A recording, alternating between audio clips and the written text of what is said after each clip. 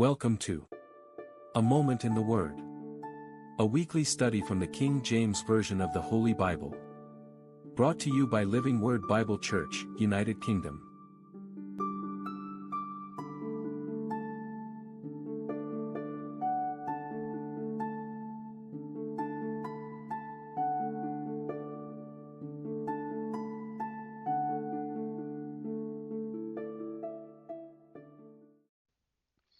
In the story of Ruth, which I'm sure we're all acquainted with, we find the events where Ruth is working in the fields of Boaz. She returns home to Naomi, and Naomi says to her, after explaining to her that Boaz is the next of kin, or the kinsman redeemer, and she says to Ruth in chapter 3 and verse 18, "Sit still, my daughter, till thou know how the matter will fall." So just basically wait. Let's see what pans out. Let it work its way out, and we'll see what the Lord can do in this situation. There is a discipline in waiting. The hardest part of our life is actually waiting. We don't like to wait for anything, especially in today's world. And if there's some event going to take place in the future, we anticipate it, we think it over, we want to prepare for it. And who doesn't prepare for an upcoming vacation or for some other event? Inaction is very difficult. To sit back, to do nothing, just to basically wait, is hard. It's hard to choose to sit still. I mean, usually we get ourselves very anxious over things. If it's a medical appointment or something like that, we become anxious. But to sit still, sitting still is a sign of confidence, is a sign of assurance. So the human nature pushes us to do something. We've got to do something. Surely we have to do something to get the job done. Even when God calls us to wait. It's a fact, isn't it, that we find it extremely difficult to wait for the Lord's timing. There's very few people in the Bible that did wait for the Lord's timing. They always wanted to be going out there doing something. Naomi's counsel to Ruth highlights the spiritual principle. Waiting isn't negative. Waiting isn't passing our time in leisure. It's trust. When it's around the things of God, it's trust. So, resting in His presence, waiting for His timing, doing things according to His will is the best possible way to go. Ruth obeyed Naomi's instruction to sit still. And as she waited, I mean, let's face it, she could have been out there. Oh, look, I had a really good day today in Boaz's presence. And I was very welcomed, and he liked me. He gave me extra supplies. I'll go again later this afternoon, or I'll go again tomorrow morning, or I'll do this. I'll engineer circumstances to get him to notice me. But Naomi said, sit still. And as Ruth sat still, God's perfect plan unfolded without her forcing anything. He was the one that instigated the need for someone to redeem Ruth and to provide for her. He was the one who went to the city gate and met another, the nearest of all, one that was unbeknown to them, the nearest of all, the relatives of Naomi. And when he didn't want anything to do with it, so Boaz continued with his plan. God's got a plan. Why do we keep putting our pennies worth in? Why do we interfere? Why do we, by doing what we do, by thinking we need to do something, confuse the whole thing? You know, when we do it, and it all goes wrong eventually, then we become very confused and we ask the question, well, where is God in all of this? Why didn't God help me? God said to us, sit still. Like he said elsewhere, stand still and see the salvation of God. Just be still. If God has given you a promise, be still. If God has given you a word, be still. Come ye apart and rest a while. We have to come away, sit still. We're not relaxing. We're not taking time out for leisure. We're sitting still in the presence of the Lord. Her waiting positioned her to receive God's provision and direction. I mean, how it could have gone so very wrong if either Naomi or Ruth interfered in God's plan. Now, Naomi, I don't know if she knew, she had an inkling of the way it was going to work out. But I'm guessing, just like most of us, we don't know the way it's going to work out. Basically, she said to Ruth, leave it to Boaz.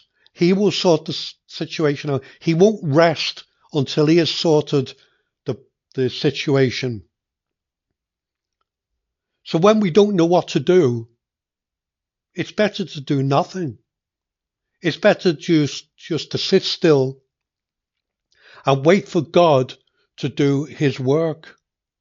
We've got to resist the urge to act, because when we do act, we act out of anxiety and impatience. God often works while we wait. Yes, there are times when God tells us to go out against the enemy, go and do something, go to do what I've told you to do, but not while we strive. If we're striving, if we're anxious, if we are impatient, if we're inclined to any of those things, I'm absolutely certain the Lord will tell us, wait. Or if you like, you can use the word patience. Be patient. The Lord is working. He that keeps Israel doesn't slumber nor sleep. And that must apply to you and I as Christians. God doesn't sleep. God doesn't take time out. God doesn't need to rest. God is always working on our behalf. So let's cast all our care upon him because he cares for us. What does sit still mean in a spiritual way? It means to be at peace rather than restless. And even in spiritual things, we want things right away. We want the blessing right now. We want to experience all the promises right now. That's the way of so many. That's the way of those in the Word of Faith movement. They command the blessings right now. There's a place in Scripture in the Psalms where it tells us that, referring to the people during the Exodus, who demanded the blessings now. We want it now. When do we want it? We want it now. That's what the chant was, I suppose.